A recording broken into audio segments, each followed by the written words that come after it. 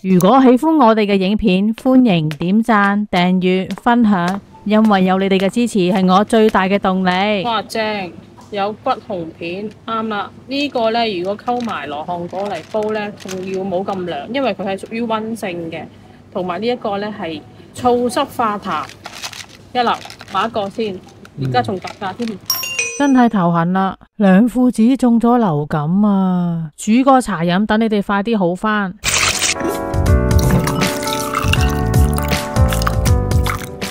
呢排天氣又濕又熱，屋企又有人病咗，病完之後又咳，又聽到佢有痰，都唔知煲咩湯水俾佢飲。我即刻諗起，用骨紅同羅漢果、麥冬配埋順氣潤肺嘅食材，即刻煮個茶水俾佢哋飲咗，等佢哋止咳化痰。大家有冇試過用骨紅嚟焗水或者煮茶水嚟飲啊？我估大家就應該可能未試過啦，因為呢骨紅嗰陣味呢都唔係個個受得住嘅，因為佢帶有陣苦味。骨紅性溫，味辛苦，歸肺脾經，佢主治散寒、燥濕、利氣、消痰，多數呢用於風寒咳嗽、喉嚨痕，有啲痰喺度，好似咳極都咳唔出。一朝早攞片骨紅放落啲熱水度焗茶飲都可以噶。骨紅嘅功效呢係有理氣健脾消食，尤其是燥濕重呢都可以焗水嚟飲嘅。有幾類人呢係特別啱用骨紅泡水飲嘅，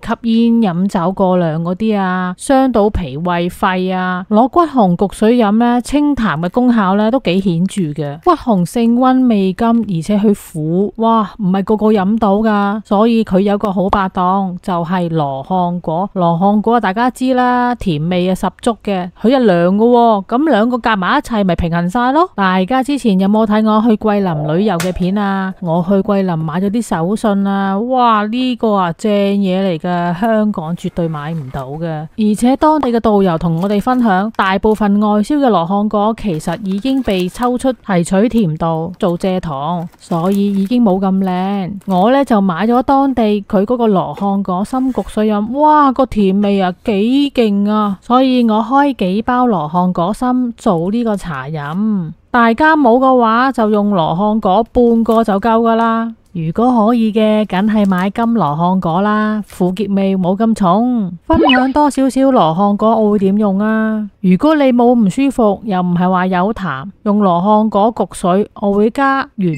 肉，即係桂圓。羅漢果涼，圓肉係溫，又係可以平衡到。呢一個呢係保健茶水嘅飲法，唯獨是體質太過寒涼嘅呢，就唔係咁啱用羅漢果啦。另外呢個茶飲我會加啲百合，哇，啲百合就快食晒啦，成樽我得返少少啊，要買啦。大家常唔常用百合呢？因為平時煮粥、煮飯、煮糖水，我都會用得上百合噶。百合潤肺止咳、清心安神、補中益氣、清熱利尿、清熱解毒、健脾和胃，尤其是肺熱咳嗽，個心有時翳住。失眠多夢、心神又不寧，咁就好適合用百合。用之前我多數都會浸洗一下，大約浸佢1個鐘左右啦。乾百合都有分唔同嘅質素，如果你買啲較為薄身細隻啲嗰啲，就唔好煲太耐啊，會溶到乜都冇晒噶。大隻啲、厚身啲嘅龍牙百合就唔同啦，就煲完個湯都仲見到嘅。呢個茶飲我會加啲南北杏。點解啲南北杏有啲大粒有啲細粒嘅？南杏人體積較大而扁，而北杏人呢體積較細。南北杏呢有時一齊用或者分開用都可以噶，我哋要知佢嘅功用。南杏呢就係可以潤肺止咳、生津開胃，北杏呢就係止咳平喘、潤腸通便。另外要注意一樣嘢，就係北杏如果超量服用嘅話，就係會有中毒噶。其實最主要就係北杏嗰個頭個尖尖啄啄個位度，大家留意下，你購買翻嚟嘅時候，好多時北杏應該個啄啄係俾人搣咗去嘅。如果你過量服用嘅話，就會有機會出現頭暈、嘔吐、心翳、胸口悶、不適嘅症狀。如果有嘅話，就要即刻去求診啦。所以南北杏通常要用清水浸透，同埋要徹底煮熟，你份量唔好超過5至10克。應該就唔會有問題嘅。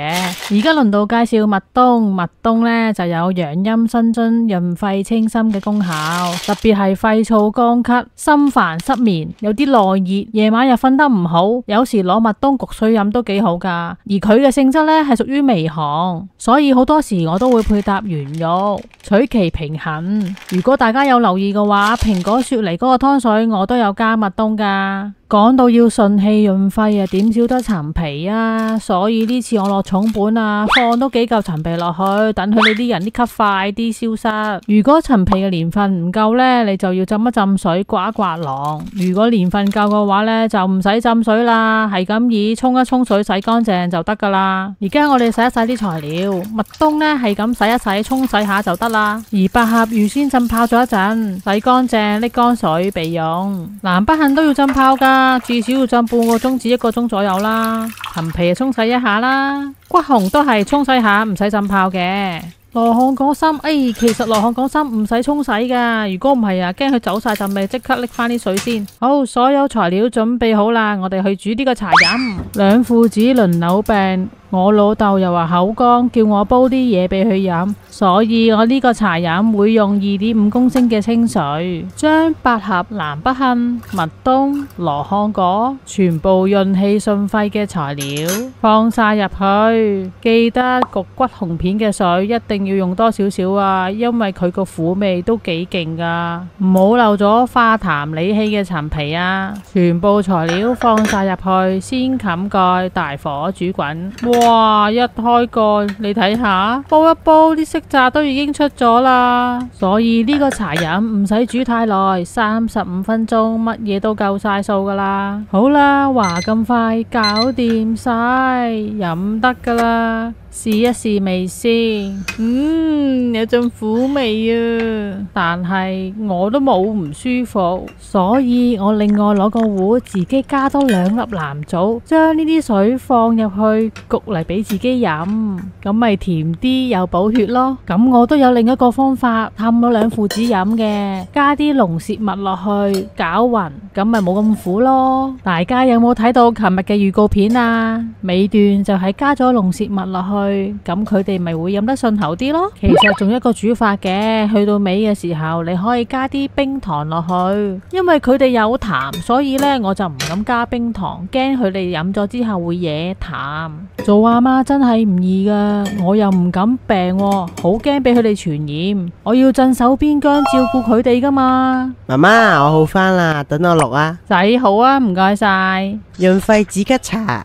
材料有骨紅片8克、羅漢果6克、百合38克、陳皮12克、南北杏28克、蜜冬12克、清水2.5公升。咦，你有走音喎，等我再煲第二個湯水俾你飲啊！隔咗2日，我煲青紅蘿蔔湯俾佢哋飲，加2片薑落去，咁就已經 OK 噶啦。喜歡我嘅介紹，記得按埋鐘仔訂閱分享，咁你就唔會錯過我每日嘅分享啦。多謝支持。